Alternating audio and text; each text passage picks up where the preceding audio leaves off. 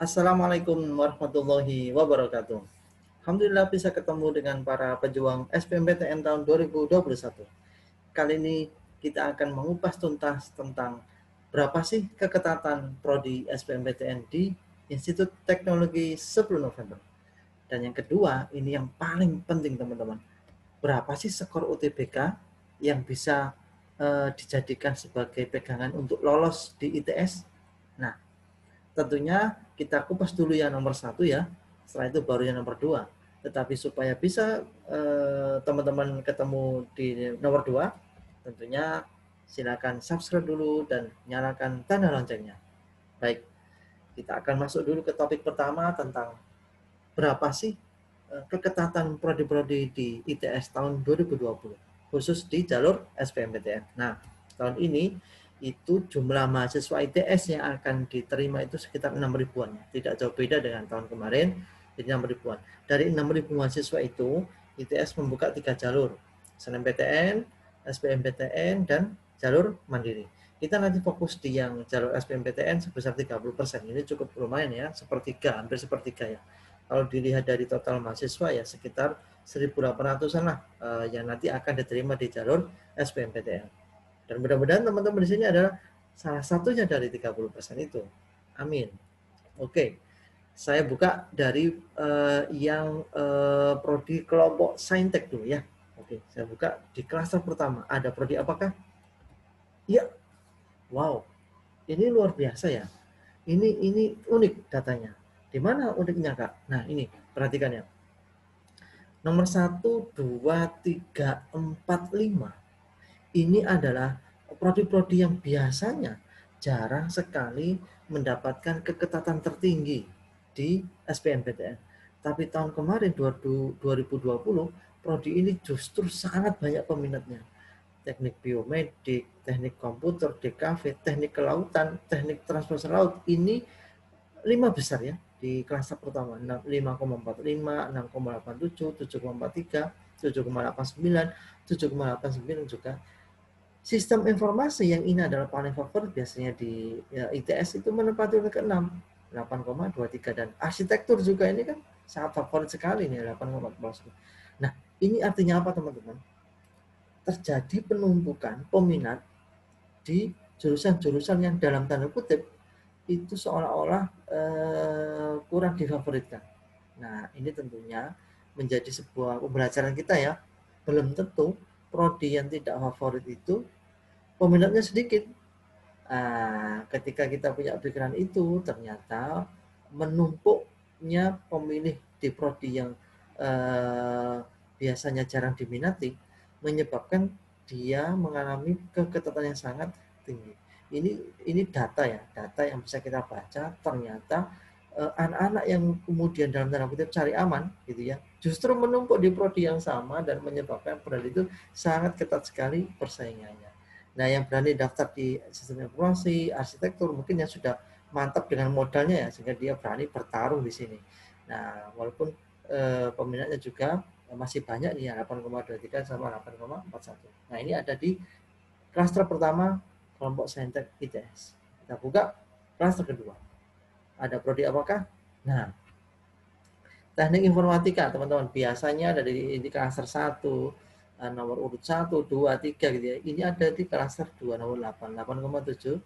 Nah, teknik sistem perkapalan ini yang double degree ya, gelar ganda di luar negeri. Ini juga biasanya jalan peminatnya di jalur SNMPTN ini sedikit sekali minat, tapi di jalur SBMPTN naik ya 9,18. Ada teknik sipil, ini juga biasa ada di klaster 1, tapi tahun kemarin ada di klaster kedua 9,31. Teknik sistem perkapalan 9,39, biologi MIPA luar biasa ini naik ya 9,65, teknik industri 10,15 dan teknologi informasi 10,81. Oke, kita buka di klaster ketiga untuk kelompok Saintek. Nah, ini ada teknik fisika 10,83, desain interior 11,00, sains aktuaria. Sains aktuaria ini sangat favorit sekali di tahun kemarin. Saking favoritnya tidak banyak yang berani memilih, menyebabkan jumlah pemilihnya mungkin tidak seketat yang dibayangkan. Tetapi yang milih sains aktuaria tentunya adalah skor UTBK yang sangat tinggi ya, karena dia merasa yakin sekali sehingga dia berani, bahasanya kita berani bersaing atau berani bertarung di sains aktuaria. Kalau di jalur SNMPTN atau undangan ini masih sangat favorit sekali sains aktuaria, jarang sekali yang berani memilih ini. Nah, tapi ini data ya, dia ada di kelas ketiga. Tentunya ini keketatannya peminatnya juga tidak masih cukup berpeluang. Artinya kalau kita memilih ini. Dan teknik geomatika 11,3, statistika 11,34, teknik kimia 11,7 dan teknik geofisika 12,14. Next, di klaster keempat ada prodi apakah?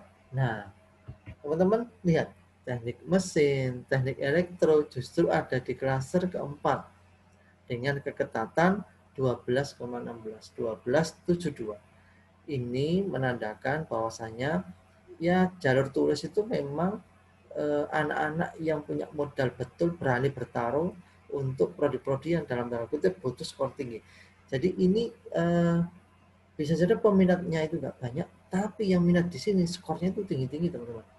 Nah, jadi ini nanti perlu dijadikan pertimbangan ya, walaupun kekatannya 12,16, tapi lihat dulu berapa skor yang bisa masuk di teknik mesin dan elektro, itu juga nanti akan mempengaruhi seberapa peluang kita diterima di prodi itu. Ada teknik lingkungan, teknik perkapalan 14,77, fisika, PWK, dan desain produk industri ada di 15,06. Oke, kita masuk ke klaster kelima. Nah, ini 3 prodi yang ada di keketatan paling rendah ya. Teknik imaterial 15,07, kimia dari 16,34 dan matematika 18,40. Teman-teman bisa mempertimbangkan, bisa memilih berbasis dengan modal, kira-kira berani bersaing untuk memilih prodi apa. Tentunya yang perlu diperhatikan adalah passion teman-teman ada di mana. Dan passion itu kemudian disinkronkan dengan modal yang akan dibutuhkan. Nah, ketika modalnya besar, maka kita juga akan berani untuk bersaing di prodi-prodi yang dalam tanda kutip butuh skor yang sangat tinggi sekali. Nah, ini adalah kelompok saintek di ITS. Bagaimana dengan kelompok sesum? Ada 2 prodi ya di ITS itu yang anak-anak kelompok sesum bisa milih. Nah, yang pertama studi pembangunan, yang kedua manajemen bisnis. Kalau di jalur SNMPTN, manajemen bisnis ini lebih ketat dibandingkan studi pembangunan. Tapi di jalur SBMPTN terbalik ya, karena mikirnya gini dulu itu, oh saya tak milih studi pembangunan aja, mungkin ini tidak jarang yang milih gitu ya.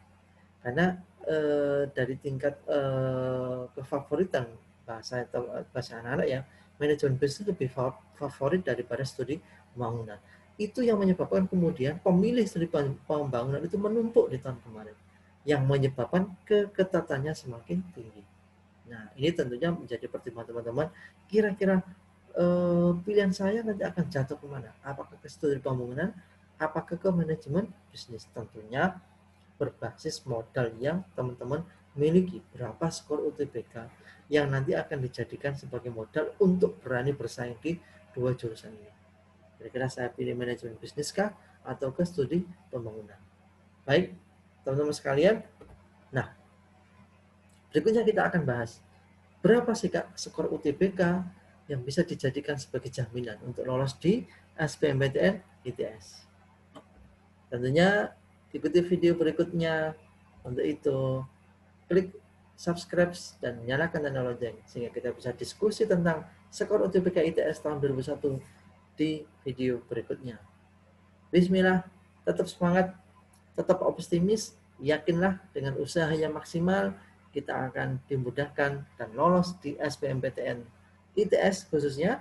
Amin tahun 2021. Sampai jumpa. Assalamualaikum warahmatullahi wabarakatuh.